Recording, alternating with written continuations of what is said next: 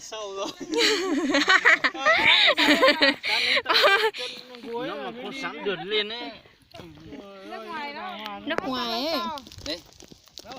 Đúng là bé to xíu, chả nó su ta chê là muốn chế. Quay đó à. Tôi có mua luôn nè, cho bé nó có chữ cá ở trong nó mà. Nhớ cỡ, cá liều, nước mày nữa. Đây, được. Anh vào các chú Hết. đẹp thế. Ui cảnh này đẹp ấy. Cái này đẹp ấy.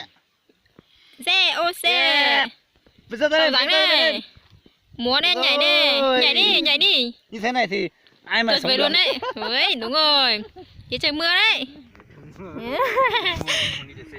Nó mò ta chứ, chả nó bé là một chế nữa. Em ơi. Dạ. Chả nó là một chế là một chế rồi em á, tụi lại khâu là mua, tụi lại cho là mua, em nhá là mua. Nữa, chả nó lo tìm mấy cả rồi. Xong có sắp lại đi à. Xong có tiền đi. Rồi chả thêm giờ một số phải sầu xe luôn nha. Rồi, ok.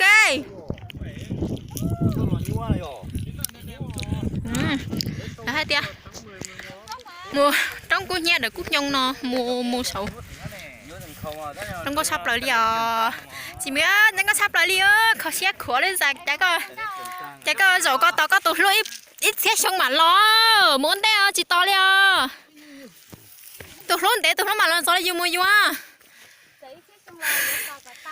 Wow, để tụi nó mà lút thôi chạy khỏi lút theo cho Linh.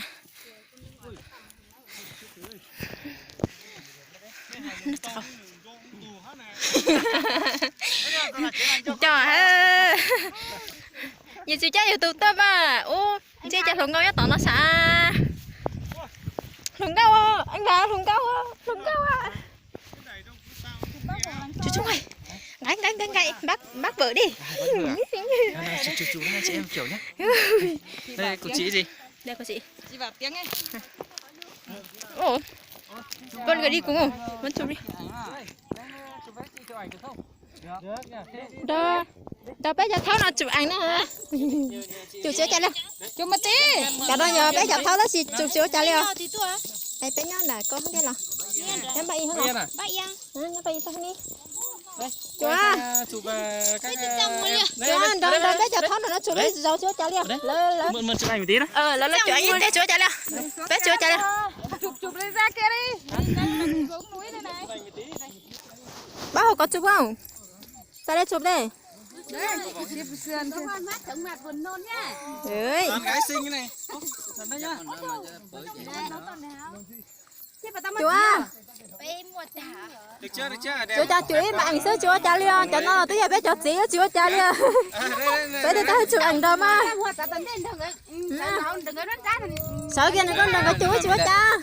Chúa này mong mì cà chụp ảnh. Cho nó mong mày cả hai mong chân đều với nhau là có thể uống rồi.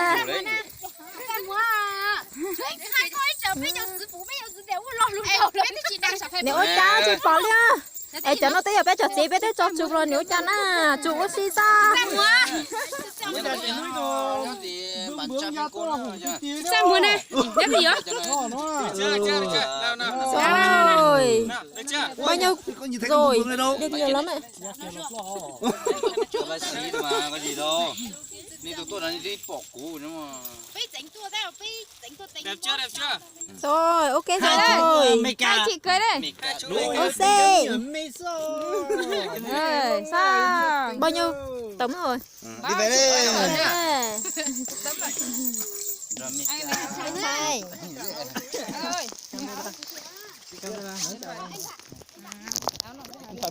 Bên sai. Mấy lúc kéo nó có nọ. Nè. Chúa chó. Mẹ cho nó mà. Để chừng tắt tọt chụp ảnh sư. Nó mà trong nó sắp vào. Nó biết chụp ảnh nè. Tôi sẽ trong có thịt tiền đi rồi.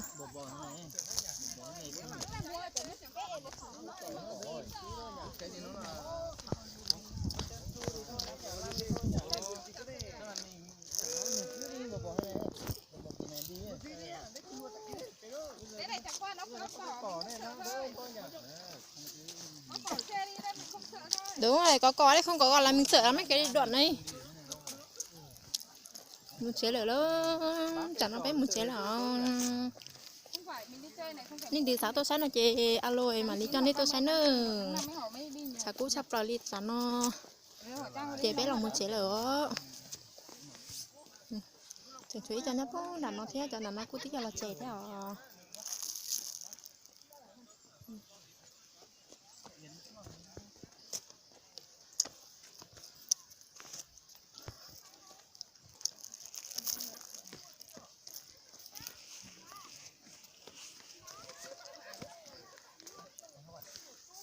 Đi à, đi đường xe máy điều cũng điều gì.